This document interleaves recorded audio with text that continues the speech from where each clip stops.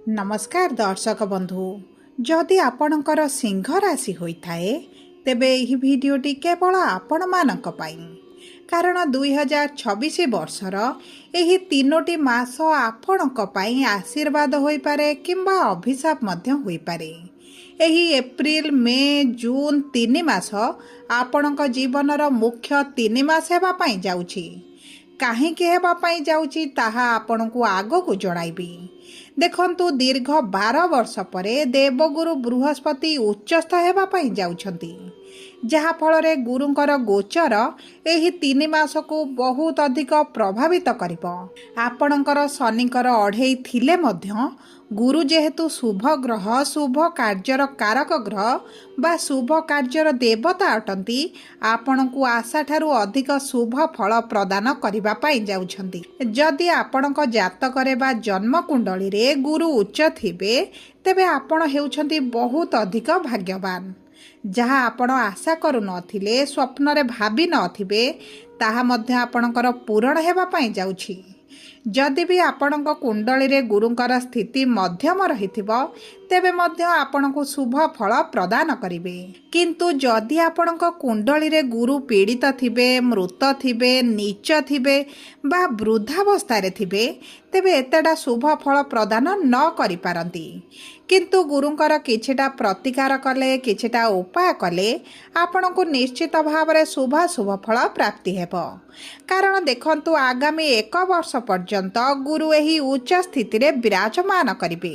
केउ कारणरू आपणकर जहा अभिलाष जहा मनस्कामना बा जहा मनोवांछा आपणकर रहिछि ताहा मध्य पूरण करिबा पई चेष्टा जदि करंती निश्चित भाव रे पूरण होइजिबो।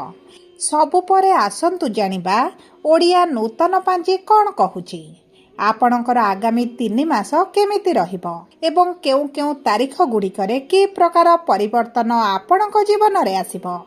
विशेष भाव रे एही 3 मास मध्यरे केउ क्षेत्र रे अधिक सतर्क रहिबे ताहा हेउछि सबुठारु गुरुत्वपूर्ण। आपणकर स्वास्थ्य शिक्षा प्रेम संपर्क विवाह वैवाहिक जीवन संतान चाकिरी व्यवसाय केमिति रहिबो एवं कौन रहिछि प्रतिकार जहाँ आपणकर अशुभत्व को दूर करिबो एही वीडियो माध्यम रे आपणको जणाइबी। किंतु वीडियोटी आरंभ करिबा पूर्वरु जदि आपणकर भी सिंह राशि होइथाए एवं आपण भी ईश्वर को आंतरिक भक्ति एवं विश्वास करंती तेबे वीडियोटी को लाइक करंतु।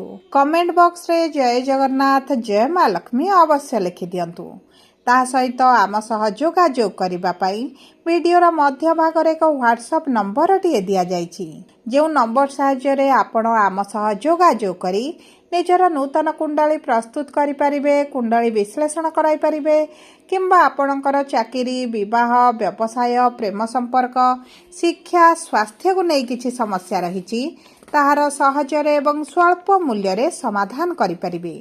सेतिपई आपण आम सह वीडियोर शेष पर्यंत जोड़ी होई रुहंतु एवं व्हाट्सएप नंबर माध्यम रे आम सह जोगाजोग करी खूब कम मूल्य रे आपणक समस्यार समाधान करंतु।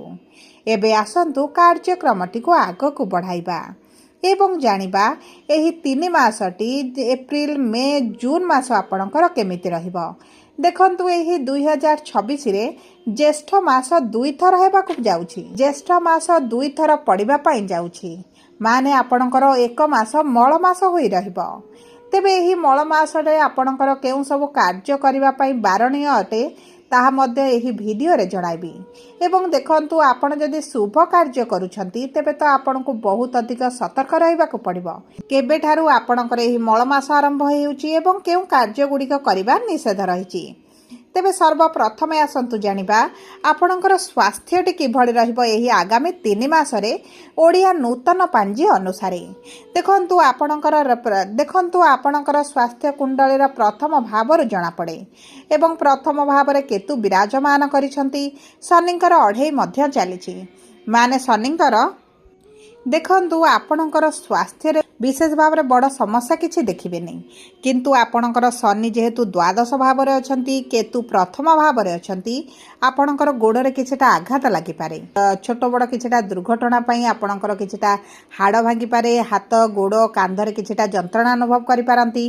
अस्थिगत समस्या आपणकर बढ़ी पारे। ता सहित जदि आपणकर पूर्वर BP diabetes cholesterol blood related समस्या रही तेबे आपण को टिके सतर्क रहिबाकु पड़िबो नचेत आपणकर किछिटा उच्च नीच भली परिस्थिति आपण देखि पारंती। रोग प्रतिरोधक शक्ति कम रहिबा कारणरू ठंडा ज्वर खास सर्दी मध्य आपणकर देखा देई पारे किंतु देवगुरु बृहस्पति द्वादश भाव को गोचर करबा खिणी जून मास 2 तारिख परठारू आपणको स्वास्थ्य को आपणको बहुत अधिक जगिबाकु पड़िबो नचेत आपणकर मोटापा बढ़ी पारे गैस जनित समस्या आपणकर देखा देई पारे पेटरे डाइजेशन रे समस्या पेटरे किछि ना किछि समस्या आपण अनुभव करि पारंती सेति पई एही 3 मास मध्यरे आपणको स्वास्थ्य को विशेष भाव रे आपण ध्यान देबार आवश्यकता रहिछि। ता सहित सूर्य मंगल जेहेतु अष्टम भाव में अच्छा स्किन रिलेटेड समस्या मध्य आपणकर बाहरी पारे एवं यही समस्या आपणकर 11 मे पर्यंत रहिबो। 11 मे रे मंगल आपणकर भाग्यर भाव को गोचर करबा क्षणी यही समस्या आपणकर दूर होई जिवो। एबे आसंतु जानिबा किपरि रहिबो आपणकर आर्थिक स्थिति। देखंतु अर्थर भावर स्वामी हेउछन्ति बुध एवं बुध विराजमान करिसन्ति सप्तम भाव रे एवं 11 एप्रिल रे आपणकर अष्टम भाव को गोचर करिवे एवं 15 मे रे आपणकर भाग्यर भाव को गोचर करिवे।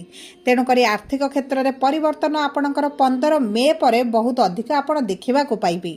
आपणकर जदि अर्थ क्षेत्र रे किछिटा समस्या चलीछि आपणकर अर्थ सेविंग्स होई पारुनी जेउ अर्थ सेविंग्स रही ताहा खर्च हो जाउछि आपणक आय अपेक्षा व्ययटी बढ़ी जाउछि एवं आपणकर करज ऋण बढ़िबारे लागिछि तेबे 15 मे परठारू आपणकर एही सब क्षेत्र रे परिवर्तन देखिबे। आपणकर सेविंग्स बढ़िबो ताहा सहित आपणको कोनोसी ना कोनोसी सूत्ररू धन प्राप्ति होई पारे।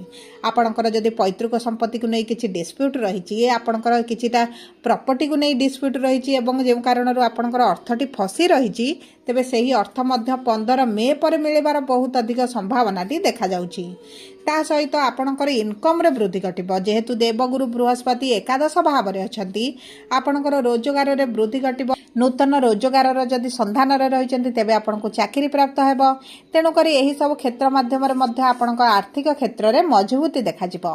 एबे आसंतु जानिबा किपरि रहिबो आपणकर शिक्षा प्रेम संपर्क एवं संतान रो जोग। देखंतु देवगुरु बृहस्पति हेउचंती आपणकर पंचम भावर भावाधिपति एवं गुरुंकर सप्तम दृष्टि आपणकर पंचम भाव को रहुथिबा कारणरू आपणकर शिक्षा क्षेत्र रे आपण शुभ फल प्राप्ति करिवे। जदि आपणकर शिक्षा संबंधित किछि बड़ निष्पत्ति नेबा पई चाहुचंती तेबे आपणक पई अति उत्तम रहिबो। जदि आपण चाकरी रो संधान रे रहिचंती तेबे चाकरी मध्य प्राप्त होइजबो। देखंतु जून 2 तारिख परठारू जदि आपणकर सरकारी चाकरी संबंधित किछि परीक्षा रहिछि इंटरव्यू रहिछि एंट्रांस देउछंती तेबे चाकरी हेबार संभावनाटी द्विगुणित हो जाउछि कारण गुरु द्वादश भाव रे रही सरकारी चाकरी पई प्रबल जोग आपणकर बनाइबे। जदि आपणक प्रेम संपर्क रे किछिटा समस्या चलीछि किंतु आपण प्रेम विवाह करिबा पई चाहुछंती तेबे मध्य जून 2 मध्य रे आपणक विवाह ठीक होई पारे। आपणक परिवार मध्य रे प्रस्ताव मध्य पड़ी पारे जे कारण आपणक विवाह होई पारे किंबा विवाह फिक्स होई रही पारे। आपणक प्रेम संपर्क रे आपण विशेष भाव रे समस्या देखिबे नाही एवं ता सहित आपणकर जदि संतान प्राप्ति रे समस्या हेउथिला तेबे आपणक संतान प्राप्ति पई अति प्रबल जोग रहिछि। जदि आपण संतान पई चेष्टा करंती तेबे आपनको निश्चित भाव रे प्राप्त हेबो। सूर्य 14 एप्रिल रे आपणकर भाग्यर भाव को आसीबा क्षणी 14 एप्रिल ठारू जून 2 पर्यंत संतान प्राप्ति पई प्रबल जोग बनुछि। एही समय मध्य रे जदि आपण चेष्टा करंती आपणक कर्म करंती तेबे निश्चित भाव रे संतान सुख प्राप्ति हेबो। जदि पूर्वरु संतान रहिचंती किंतु संतानक पई आपण चिंतित रहिचंती तेबे मध्य चिंतार कोनोसी आवश्यकता नाही। एही 14 एप्रिल परठारू आपणक संतानकर भाग्य मध्य सेमानकर साथ देबा आरंभ करिबो।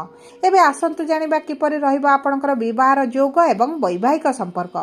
देखंतु विवाहर जोग आपणकर सप्तम भावर जणा पड़े एवं आपणकर बुध जेहेतु सप्तम भावर अछंती एवं विवाहर बा सप्तमाधिपति अष्टम भावर अछंती आपणक विवाहर किछिटा समस्या आपण देखुचंती। विवाहर विलंब हेउची विवाह होई पारु नाही विभिन्न प्रकार कारण नै विवाह गुड़िक भांगी जाउची एवं देखंतु आपणक विवाह प्रस्ताव मध्ये अध्यारे झुली रहिची नाही आगु को बढ़ी पारुचंती नाही आपण पछुको फेरी पारुचंती। तबे देखंतु एही समस्या आपणकर 11 मे परठारू बदलिबार आरंभ करिवो कारण मंगल जीवे आपणकर भाग्याधिपति होई भाग्यर गृह विराजमान करेंगे। तेणुक भाग्य आपणकर साथ देव। जदि बहार किसी ना किसी समस्या आसूची ताहा दूर हो एवं वैवाहिक संपर्क में आपणकर मनमालिन मतभेद रहिबो, मन को संदेह आसिबो, संपर्क में आपणकर दूरता बढ़िबो, विभिन्न प्रकार समस्या दे आपण गति करूछंती।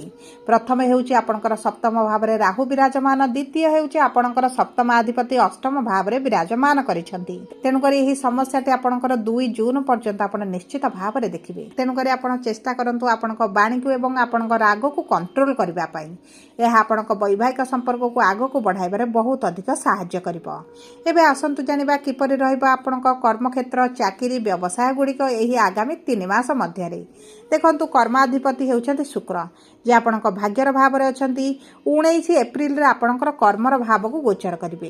तेणुक जदि आपणकर चाकरी रे किछि समस्या हेउछि, विशेष भाव में आपणकर प्रमोशन होई पारुनी, सैलरी रे इंक्रीमेंट होई पारुनी, गुप्त शत्रु माने रहिचन्ति, आपणक विरुद्ध रे बहुत प्रकार षडयंत्र हेउछि, तेबे आपणकर 19 एप्रिल परठारु एही समस्या गुड़िक दूर होइजिबो। आपणको उच्च स्तरीय लोकଙ୍କ सहित संपर्क बढ़िबो, जोगाजोग बढ़िबो, जे कारणରୁ आपणकर समस्या गुड़िक दूर होइजिबो। आपणकर मनपसंदर चाकरी, मनपसंदर पोस्ट को मध्य प्रमोशन होई पारे एवं जो माने चाकरी रो संधान रे रहिचन्ति सेमानकु मध्य चाकरी प्राप्त होई पारे। सबुठारु बड़ कथा हेउछि आपणक व्यवसाय रे आपणको अति उत्तम फल प्राप्त हेबो। व्यवसाय रे जदि मांदा परिस्थिति देखिचन्ति तेबे चिंता करिवार कोनोसी आवश्यकता नाही। 19 एप्रिल परे आपणक व्यवसाय रे वृद्धि घटिबो एवं आपणकर जहा मनस्कामना मनवांछा रहिछि ताहा मध्य पूरण होइजिबो। जदि आपणकर पार्टनरशिप रे किछि व्यवसाय करूछन्ते तेबे आपण टिके सतर्क रुहंतु, कारण बुध 11 एप्रिल रु 15 मे पर्यंत अष्टम भाव में रहिबे। तेणु करी आपण जदि पार्टनरशिप संबंधित किछिटा चुक्ति पत्र दस्खत करूछन्ते किंबा कोनोसी कागज पत्र संबंधित कार्य करूछन्ते तेबे बुझी विचारी करबा आपणक पई शुभदायक रहिबो। एबे आसंतु जानिबा किपरि रहिबा आपणकर भाग्य। भाग्याधिपति मंगल 11 मे रे आपणकर भाग्यर भाव को गोचर करूछन्ती। तेणु करी भाग्य भरोसा रे आपण 11 मे परठारु जे कोनोसी कार्य करिवे आपणक पई शुभदायक रहिबो। विशेष भाव में कोर्ट कचेरी केस रे जदि फसिचन्ती सेतरे आपणको शुभ फल प्राप्ति हेबो। सबु परे आपणकर अशुभत्व को दूर करी शुभाशुभ फल वृद्धि करिबा पई आपण प्रतिदिन सूर्य को प्रातः समय जल अर्पण करंतु, आदित्य हृदय स्त्रोत पाठ करंतु, प्रतिदिन हनुमान चालीसा पाठ करंतु। आर्थिक समस्या को दूर करने पाई श्री सूक्तम पाठ करंतु। जीवन में जदि समस्या बढ़ी जाइछि तेबे विष्णु सहस्र नाम पाठ करंतु। सिंह राशि होइथाय। वीडियोटी किभଳି लागला कमेंट बॉक्स रे लिखि जणांतु।